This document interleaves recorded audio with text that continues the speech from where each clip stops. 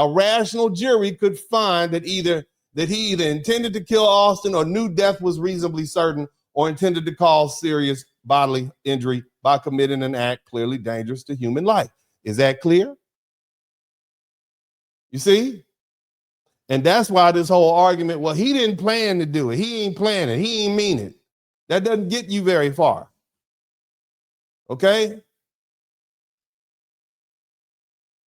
The law doesn't require a long planning session. The jury could look at the confrontation, the words, the refusal to leave, the knife, the wound, the location, and the aftermath, and conclude that this was not some accidental poke or harmless defensive movement. They could conclude that this was an intentional or knowing stab to a vital area of the body. He didn't stab him in the big toe, did he? There was a movie out called Harlem Nights. You guys remember that when Eddie Murphy was fighting the older lady and he shot in the toe? If she happened to die, he could say, well, I didn't intend to kill her. That's why I shot her in the baby toe. You see the difference? Had he shot her in the chest and said, oops, that was an accident, y'all be like, nah, you meant to do that.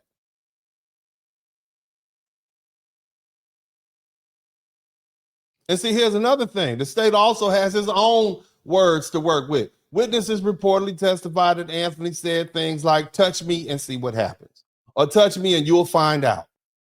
Now, standing alone, those words don't prove murder. But when you say something like that, and then a confrontation follows, and then you pull a knife, and then someone gets stabbed in the chest and dies, those words become evidence. Yeah, Della Reese. Eddie Murphy was shot Della Reese in the baby toe.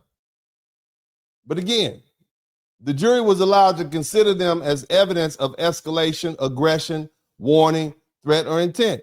And this is where people need to be honest. You can't say, touch me and see what happens, and then someone touches you, then you stab that person in the chest, and then act shocked that the jury viewed the statement as important.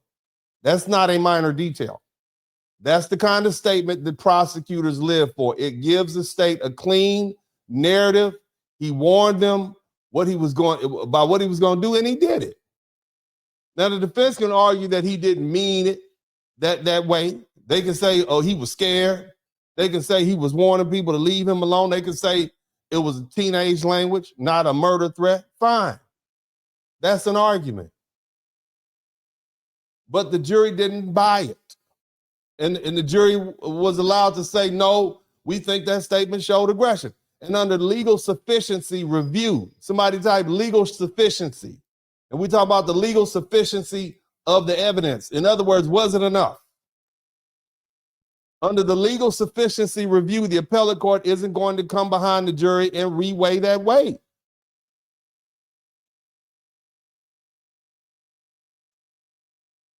Does that make me a sellout for telling y'all that? Huh? Am I boule? Y'all always talk about, oh, well, you bring up Johnny Cochran was a member of Kappa Alpha Psi. Proud Kappa man. Does that make him boule? That's your hero. Thurgood Marshall was a member of Alpha Phi Alpha Fraternity Incorporated, like I am. But he's the reason you can drive down the street in white neighborhoods after dark and go to them white people. Thurgood Marshall's the reason you can date that white woman that you got right now, all you blackity black. Somebody type blackity black in the chat room. Somebody type blackity black. All you blackity blacks with white girlfriends curled up right now calling me a boule sellout. I can't stand y'all with your hypocrisy. Now let's talk about this self-defense because this is where the internet loses. Y'all losing your mind. Look, self-defense is not some kind of magic dust, okay? You don't say, he touched me first, and that automatically gives you the right to kill somebody. That's not the law. Deadly force requires more than being disrespected. It requires more than being told to leave a tent. It requires more than being touched. It requires more than being shoved. It requires more than feeling embarrassed or cornered. The question is whether Karmelo reasonably believed deadly force was immediately necessary to protect himself from Austin's use or attempted use of unlawful deadly force. Remember the standard. Because see, the real question is not whether Austin touched him, not whether Austin was bigger, not whether there was an argument, not whether Karmelo felt disrespected. The question is whether deadly force was immediately necessary. And if the jury believed Austin was unarmed, which they did, and wasn't trying to kill him, which they did, wasn't trying to cause him seriously injury, which they did. Shout out to Yardley. BK, thank you for being the first person to contribute to the super chat. Again, if the jury believed that Austin wasn't trying to seriously injure Karmelo, wasn't using deadly force, and wasn't committing one of the serious violent crimes that justified deadly force, then the jury had every legal right to reject the self-defense claim. You see how that works? The jury makes that determination. That's why I'm not speculating on things. I'm saying this is what the jury heard. This is what we're going to talk about. And see, that's what people don't want to deal with. When it comes to self-defense, even if Austin, quote unquote, put hands on Karmelo, that doesn't automatically justify a knife to the chest.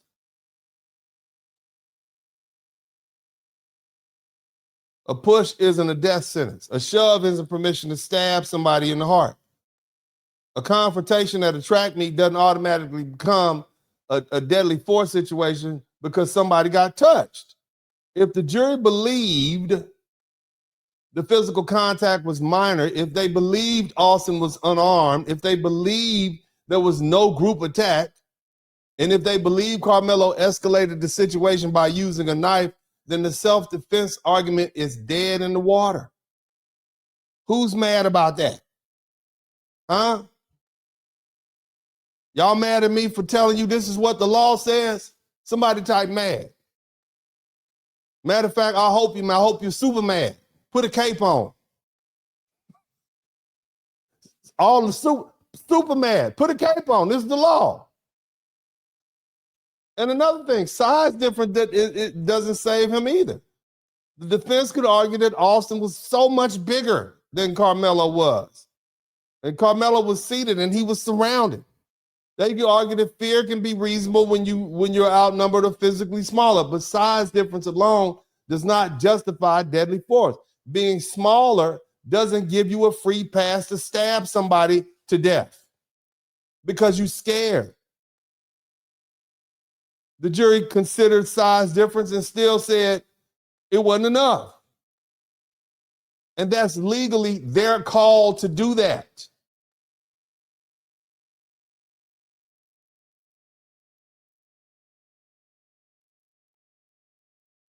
Now, the evidence also showed that Karmelo was under another school's tent.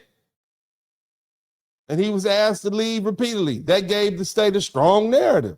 Again, being in the wrong tent doesn't make somebody guilty of murder, but it helps the state frame the confrontation.